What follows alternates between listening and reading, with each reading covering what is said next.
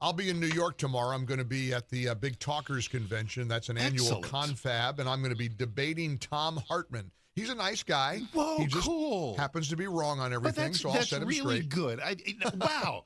First of all, the Talkers Convention, a guy named Michael Harrison runs Talkers Magazine, and they do a convention, and it's the attendees are folks who are the cream of the crop of the industry, like our buddy Mike, folks who have done pretty well in the industry, and they just want to come do a convention and probably sort of preen. And there's some folks who are kind of the up-and-comers and who are hoping to make some connections that might be that next big gig, and programmers are there. It's just a wonderful confab of our industry, and probably like our industry, the attendees are probably about 80% conservative, but I think it's wonderful that everybody is there. And people say, why doesn't talk radio have more balance? Talk radio doesn't need balance. Talk radio is balance. Our conservatism tries to balance the liberalism of Hollywood, academia, media culture, etc. But that's fantastic. Yeah, I'm looking forward to it. And Tom's a good guy. I mean, he and I have already exchanged some emails. They're calling it the Great Debate. Lee Harris, who's a veteran newsman from New York City, 10-10 wins. Give us 22 minutes. We'll give you the world. He's going to anchor and moderate it. So I'm looking forward to that. And then off to South Carolina next week for the primary. Do me a favor. Look around that room. And I don't need to bog down on shop talk, but, you know, you've been going to those for a while. We've been doing this for a while. When you and I were up and coming, there were all kinds of folks who were in their 30s, early 40s, wanting to do this. And large media markets like where you are in Tampa, St. Petersburg, where I am in Dallas, Fort Worth, where you'll be in New York, you'd have 4 or 5. When I got back to my native Texas in 1994, there was us and there was Cliff and there were, you know, and by us it was BAP at the time. There were 10, 15, 20 guys in a really big market doing talk shows for a living, local. Yeah. And that's gone. The model is gone. Our industry is constricted. You and I are still here. We ain't going anywhere. But I guess all I'm really leading to is, please tell me there's some, you run into a 33-year-old guy working in Des Moines who wants to be you in a few years. Well, my day is going to start on at Hofstra. The event is held on the campus of Hofstra University, and they've got a really vibrant college radio station. Yep. And so I did this last year, or 2 years ago, I guess it was, and I met all these college kids who define what you just described. They do want jobs in the business. They do want to be a talk show host someday. They do want to make it in broadcasting. And you're right, the landscape has changed. Yeah. I mean, the only difference for us is now we're heard in a whole bunch of different platforms in addition to terrestrial radio. But for me, my heart still lies with terrestrial radio. I'm a radio guy. Of course. For 40 plus years. And this is what I love. I love the intimacy of it. I love the connection that we have. And so it'll be fun. I want to go back to D-Day though you did such a beautiful job in setting the table for what we need to commemorate today. And you're right. I'm going to advise and recommend to my audience, now that everybody has access to movies on streaming, everybody ought to watch the first 15, 20 minutes of Saving Private Ryan. You're so right, Mark. Everybody should look at that and remember what those men went through, what they experienced, why we honor them. And sadly, you mentioned a few minutes ago, there are 150 left. Sadly, 149, because one of these heroes, Robert Pershitti of Fairport, New York, died on his way to France to celebrate the D-Day commemoration. 102 years old. He suffered a medical emergency and died in a hospital in Germany. So now 149, I guess. And, you know, I've been so riveted by seeing various journalists talk to the 99-year-olds and the 100-year-olds. And, you know, it's another year or two, 3 maybe, there won't be anyone left. I've said this is the last big, or we do big anniversaries, years ending in 0. This is D-Day plus 40. Ain't none of these guys going to be around for D-Day plus 50. Yeah, you threw me when you said that. I was going to text you from the car. You said 40th anniversary of D-Day. I said, what are you talking about? Where did you get 40 from? I hope I didn't stumble because I went back. No. I think to Reagan, because Reagan. These are the boys of Pointe du Hoc. That was 40 years ago. That was halfway back. That was halfway back to D-Day itself. So. And then I hate to inject politics into this, but I must.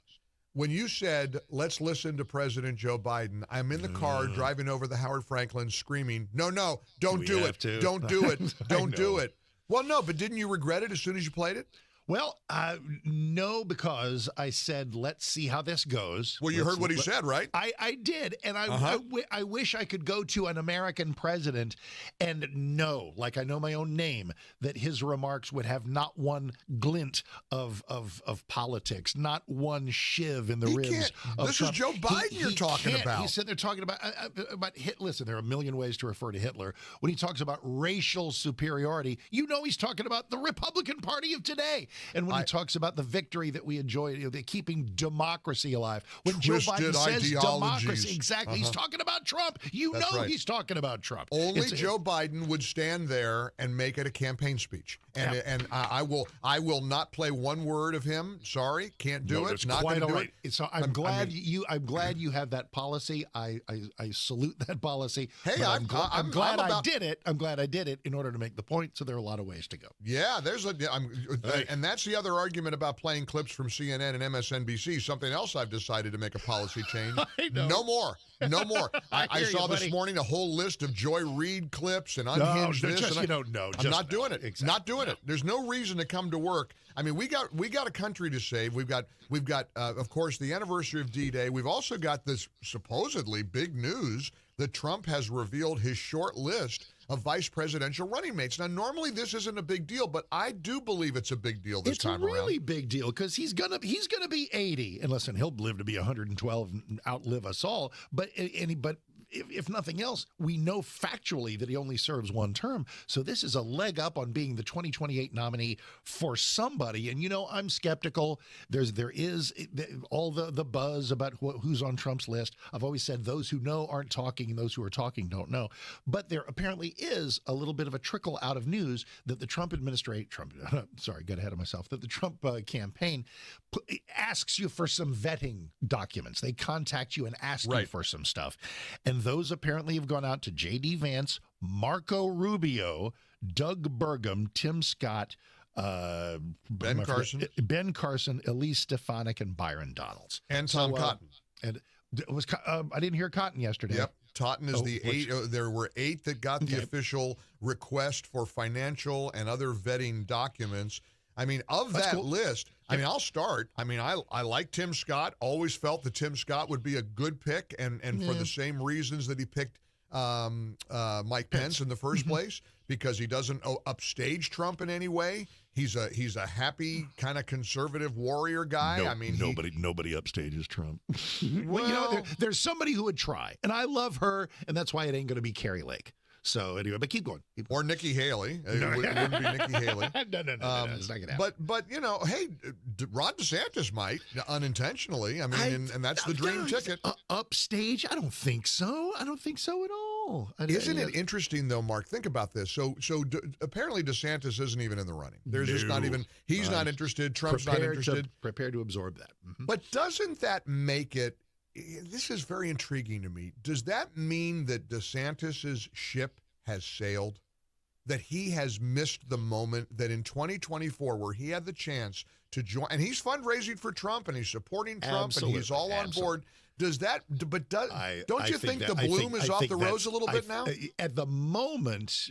For this moment, sure. But the only thing certain in life is change. Let's say DeSantis is nowhere in the mix to be vice president, and that means somebody else gets a leg up on the 2028 nomination. DeSantis is term limited out, so he can't be governor. All he's going to do for the next few years is be, along with Abbott, America's best governor, and that's not a small thing. And so the 2028 Republican nomination will be whoever Trump's running mate is, and probably, I don't know, DeSantis saying, hey, remember me? And millions of people will say, we sure do, sir. We sure do. Well, we'll see. Time will tell, like you said. I've got a weird hunch. I don't think that his pick will be on from this list.